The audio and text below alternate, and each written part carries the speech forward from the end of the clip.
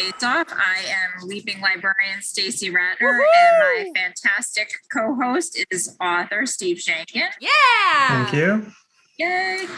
And today we have Jennifer Nielsen for our show, where we have one great author, one great book by that author, and in this case, a class full of super fans. Wow. So today's book is The False Prince by Jennifer Nielsen, which started out as a trilogy, and now there's a fourth book that just came out recently. Fifth book. So what was that? You weren't planning to write all those books, or just Sage's story keeps coming to you? Yeah, Sage as a character, just back in my imagination. He was bored, ready for more trouble. That's awesome. And I'm sure the class loves that too. So thank you and welcome to our show. Thank you. Thank you. I'm so excited for this. All right. Well, your challengers today, there are many, as you can see. This is a group of 6th and 7th graders from California. And they contacted me. They said, not only do we want to be on the show, but we want to challenge you, Jennifer. We want to do The False Prince. Let's go. And I was all for it. This is one of my absolute favorite middle grade novels. And so I said, yeah, let's do it. So here we are. And you guys are ready. I know you're ready. We're just going to jump right into questions, okay? So this first question is for the class. When we first meet Sage, he has just stolen one of these. What is it? He just stole a roast. A roast. Yeah, that's right. That's literally on page 1. So it starts with a bang. All right. And Jennifer, where was Sage living when Connor found him? Sage was living in Avenia, just in an orphanage at Mrs. Turbley's orphanage for disadvantaged boys in Avenia. So he's not in Carthia. Right. Very complete answer. We like that here at AFF headquarters. That's very good. Okay, class. So Connor's taking these orphans to compete to be the false prince, and he trains Sage, Rodan, and Tobias at his estate at Farthenwood. Which one of these boys is naturally left-handed?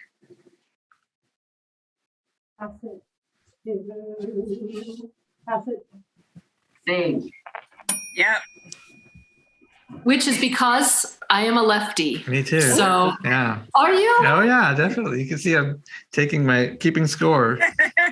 Yeah, it's because I am a lefty. That's why Sage is. That's cool. I didn't know that. That's good. Okay. And Jennifer, everyone at Connor's estate believes Imogene is unable to do this. Everyone believes that she cannot speak, that she is a mute. All right. You guys are doing great. All right, I'm going to go back to the class for questions. And I know you guys have read it, but it's impossible to ask too many questions without spoilers. I mean, this book is full of twists and turns. So if I give some spoilers, they'll at least be from the beginning of the story. So anyone who hasn't read it, you simply must read it. So class, how did King Eckbert and Queen Erin die?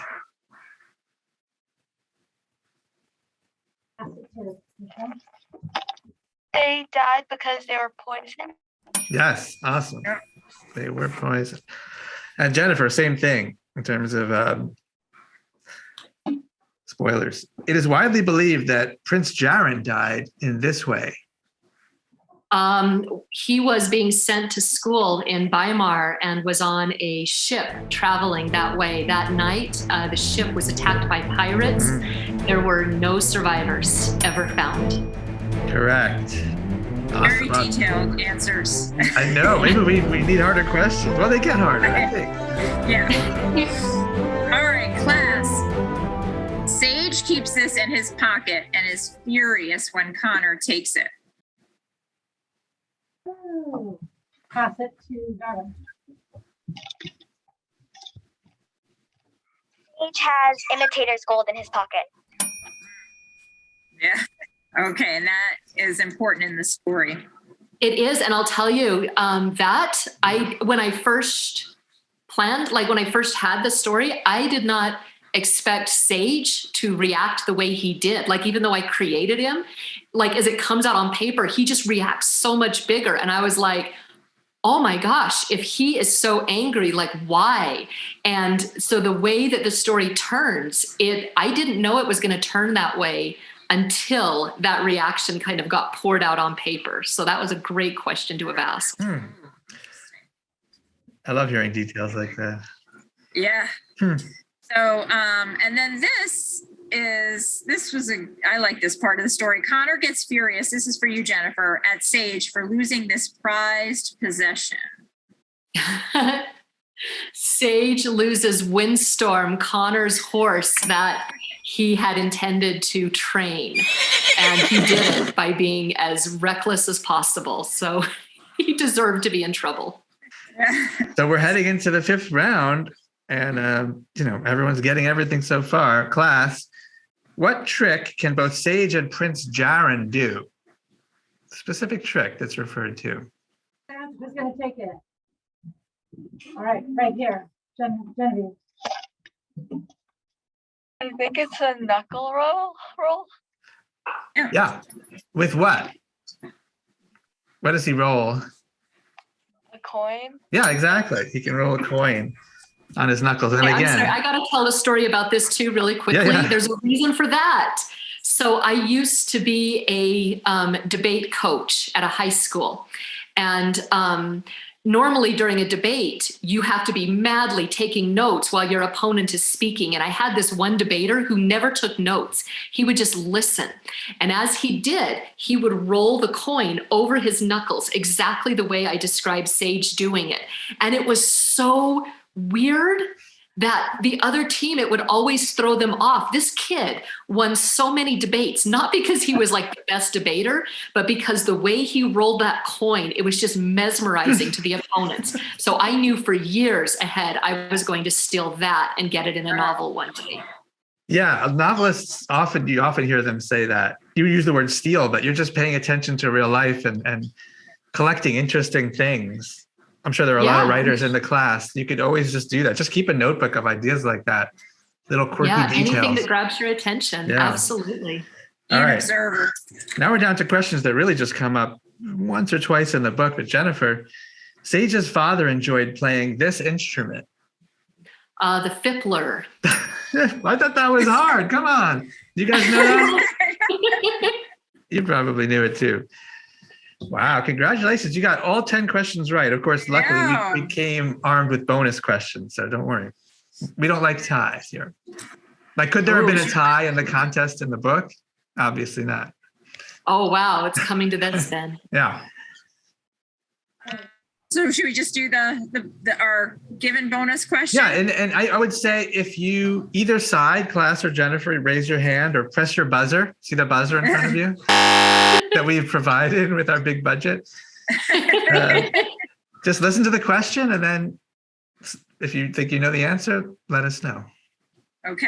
So when Sage first meets Amarinda, he's not supposed to speak to her, right? There were all these rules about when she came and visited. But he breaks the rules to tell her this. What does he tell her? Okay. Pass it to Victoria.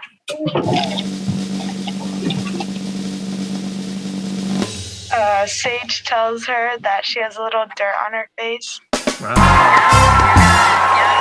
You think there's anything we could have asked that they wouldn't know? I have some bonus. I'm going to see what I have, what I think is the hardest question on my list. Oh, yeah. Well, remember, Connor is quizzing the students, his students, on history. And he asked them this question: how many regents sit in King Eckbert's court? 20 regents. Wow. Yeah, see that one? Wow. Oh, I think you guys are awesome. That is awesome. You guys are incredible. I think the other one, the name one, is really hard too, Stacey, don't you think? Yeah. What is Connor's first name?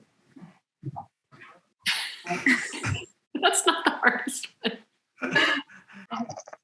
Bevan. Wow. Oh my God. Doesn't that blow you away, Jennifer? For them to they know all these details. It's unbelievable. Do you know what? I am wildly impressed with you as readers. I You have outperformed what I thought you would, and I knew you all would do very well, but I see all those hands go up. This is a great group. Amazing. Great readers. My God. Yeah. Give yourselves a round of applause. Author fan face on